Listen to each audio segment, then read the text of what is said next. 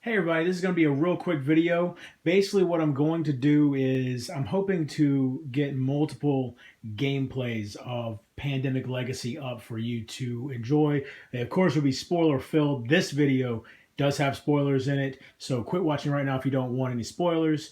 But I'm going to show you real quick what happened in my first playthrough of Pandemic Legacy just to get you caught up so that when I film the second playthrough you already know what's going on.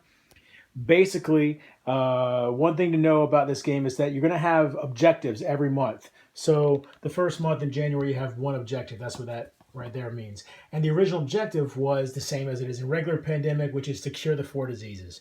However, as we were playing through, that changed. The objective became discover cures to the 3 normal diseases. What does that mean? Well, one of the diseases, which as it turns out for us was the black disease, became known as Coda 403A.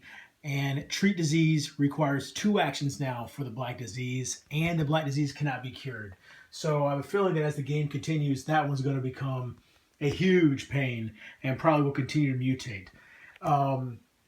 The other thing that happened is we had 3 or a total of 4 outbreaks during our playthrough.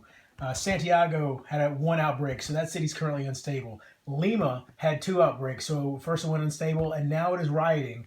And as you can see, if it's rioting, no direct flights or charter flights in or out, so you can't fly in. The only way in would be to come in from Santiago, from Bogota, Mexico City, or Los Angeles.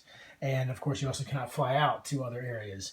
Also, existing research stations are destroyed. Fortunately, we didn't have any there, but no new research stations can be built there. So we are not allowed to build research stations in Lima ever again. So, and of course, Santiago is at risk of that since it already has had 1 outbreak. The other one was Karachi had an outbreak. So that one also is currently unstable. 2 other main things that changed is we got a win bonus for winning the first scenario. Here it is right here.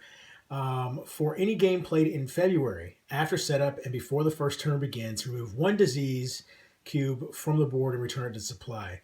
So we'll have be able to head off, a disease at some point. That's going to be a problem. Probably maybe we'll use it for the black ones since those will be much more difficult to deal with. We'll have to see how the layout is come February. Now, the other thing is right here with the researcher. You can see this was named after my wife, and basically we were able to upgrade her, and we gave her the pilot ability. Do not discard a card when taking a direct flight. Show the card and return it to your hand. So basically, you're no longer required as the researcher to discard cards to take direct flights. It's going to allow her to keep those cards in her hand, fly to cities where where the scientist maybe is, or anybody else that's getting ready to get enough cards to cure disease, and be able to use the card she just used to get to them and give it to them. So that's going to be really useful, we're hoping, as the researcher. And the other thing was we used an unfunded event upgrade, which you actually attach directly to the player cards. So we used Moscow. Our thinking here was that Moscow is not a particularly useful place most of the time to fly into. It's only connected to 3 places. It's not really centrally located. A place like Baghdad or Karachi or Istanbul are generally better to fly into. And the way this works is Moscow, we can still use it the normal way you use player cards. However, alternatively, we can use it as an event card. In this case, the Grassroots program. The person who plays this card may discard up to 3 city cards, removing 1 cube matching the color of each card from anywhere on the board.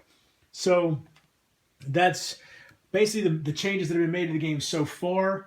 This objective is currently a mandatory objective that will occur every game. We'll have it every time we play, unless, of course, it changes.